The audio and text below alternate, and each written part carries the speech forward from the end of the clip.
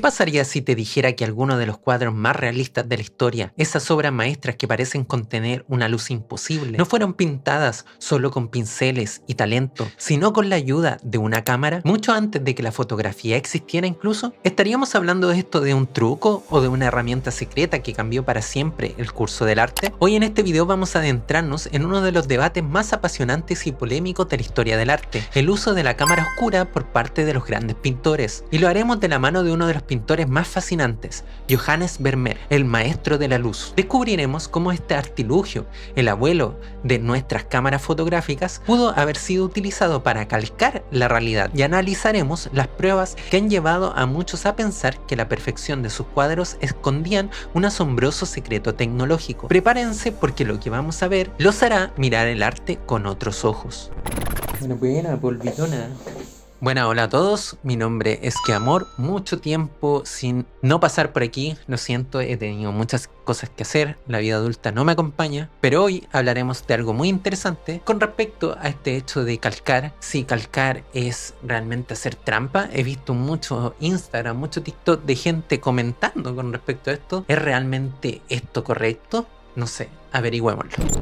Antes de que nos adentremos en la pintura, hablemos de óptica. Una cámara oscura es en esencia una caja o habitación completamente a oscuras con un pequeño orificio en una de sus paredes. La luz del exterior entra por ese agujero y proyecta una imagen del mundo exterior boca abajo y volteada en la pared opuesta. Es un fenómeno que asombró a pensadores como Aristóteles y Leonardo da Vinci, el cual describió con fascinación en uno de sus escritos lo siguiente: cuando las imágenes de los objetos iluminados penetran a través de un pequeño agujero en una habitación muy oscura, se verá en la pared opuesta estos objetos de una forma adecuada y en color. Este es un fenómeno que siglos después se convertiría en los principios básicos de la fotografía como la conocemos hoy en día. Ahora demos un salto hasta el siglo XVII, a la ciudad holandesa de Delft.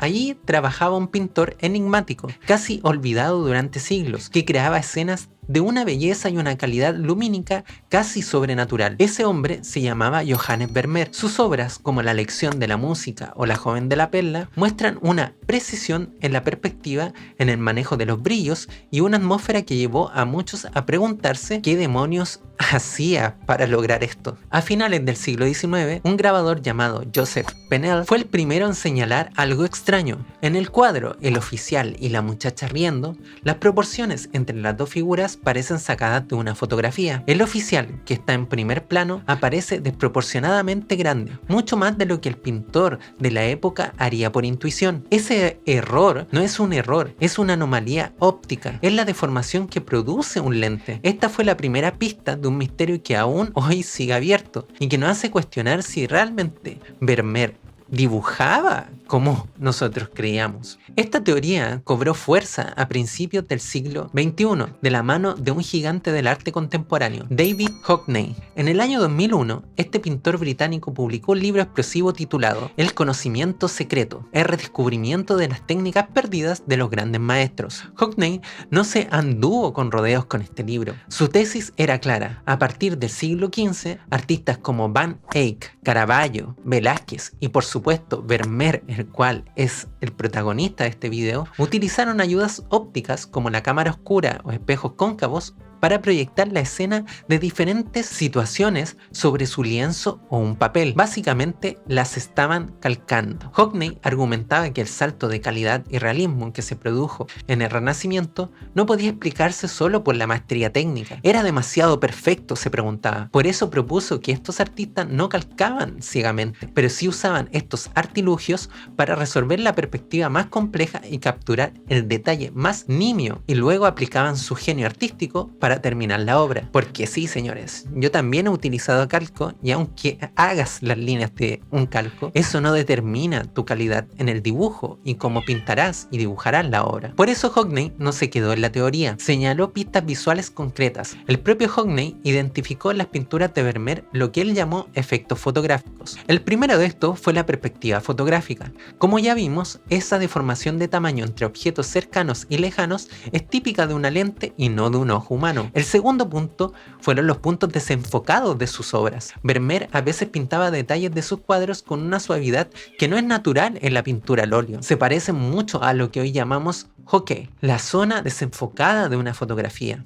Y por tercero fueron los brillos. Los famosos reflejos perlados en sus obras, esos puntos de luz tan característicos, son efectos conocidos como la halación, que se produce al usar lentes imperfectos. Esto lo podemos ver en las pruebas geométricas en la investigación de Philip Steadman, en su diagrama o esquema de la perspectiva en la lección de música. Las pruebas no son solo visuales, hay quienes han ido mucho más allá, como el profesor Philip Steadman de la Universidad College de Londres. Este aplicó un riguroso análisis geométrico. En su libro Vermeer Camera, Uncovering the Truth Behind the Masterpieces, en el año 2001, Steadman realizó un experimento fascinante. Reconstruyó digitalmente la habitación que aparece en 10 de los cuadros de Vermeer una y otra vez y comprobó que el punto de vista y la escala de los objetos coincidían totalmente con esta cámara. Su conclusión fue contundente. Vermeer no pudo haber construido la perspectiva de cuadros como la lección de la música con los métodos geométricos tradicionales. La única forma de lograr esta perspectiva era calcando la proyección de una cámara oscura colocada en el fondo de la habitación. Y aquí es donde la historia se vuelve mucho más asombrosa. Un inventor estadounidense llamado Tim Jennison se obsesionó tanto con la teoría de Hockley que dijo: ¿por qué no lo puedo hacer yo? Si Vermeer usó una cámara oscura para pintar, ¿podría hacerlo él, que no sabía pintar en absoluto? Para demostrarlo, Jennison construyó una réplica exacta de la habitación de Vermeer, fabricó los muebles, ideó un sistema en el cual colocó un pequeño espejo convexo sobre su lienzo que reflejaba la imagen proyectada por la cámara oscura, permitiéndole ajustar los colores milímetro a milímetro. El resultado de esto fue el documental Tim's Vermeer en el año 2013, dirigido por Teller. El film muestra a Jennison, un completo novato en el arte, dedicando meses de su vida a pintar, pincelada a pincelada, una réplica casi exacta de la lección de música de Vermeer. El resultado no es una obra maestra, ni por lejos, porque sí, señores, aunque calques, no podrás llegar a ser una obra maestra, pero es una demostración práctica y sobrecogedora de que el método realmente funciona. El cuadro final de Jennison, logrado con una técnica mecánica, es sorprendentemente fiel a la original, y esto demuestra de que la cámara oscura sí se utilizó para este tipo de pinturas.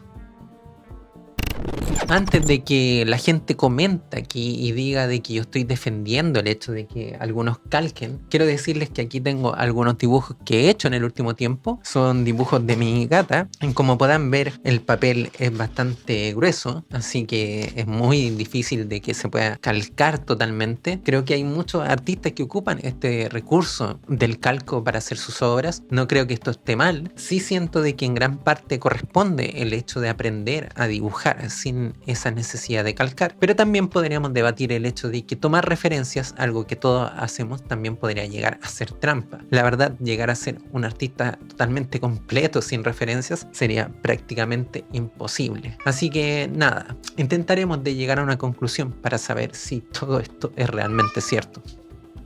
Es de este modo como hemos recorrido un camino fascinante desde el agujero en la pared de una habitación oscura hasta las pantallas de cine. Hemos visto las pruebas, las anomalías ópticas en los cuadros, la geometría impecable que apunta a una proyección y un documental que demuestra que el sistema es real. Pero ahora, la pregunta del millón: ¿y qué? ¿Esto realmente importa? ¿Realmente Vermeer y todos estos maestros calcaban y por eso no eran artistas? Si descubriéramos que Vermeer usó una cámara oscura, ¿se desmorona así su genio? Para muchos, esta respuesta sería un sí. La escritora Susan Sontag dijo con ironía que sería como descubrir que todos los grandes amantes de la historia estaban usando Viagra, una crítica feroz y totalmente destructiva. Sin embargo, yo creo que hay otra forma de ver esto. Hockley, el principal acusador, nos da la clave, diciendo lo siguiente: los dispositivos ópticos ciertamente no pintan los cuadros. Es por esto que la cámara oscura no es más que una herramienta, una tecnología de su tiempo. ¿Acaso un escritor es menos genio por usar un ordenador en vez de una pluma? La cámara oscura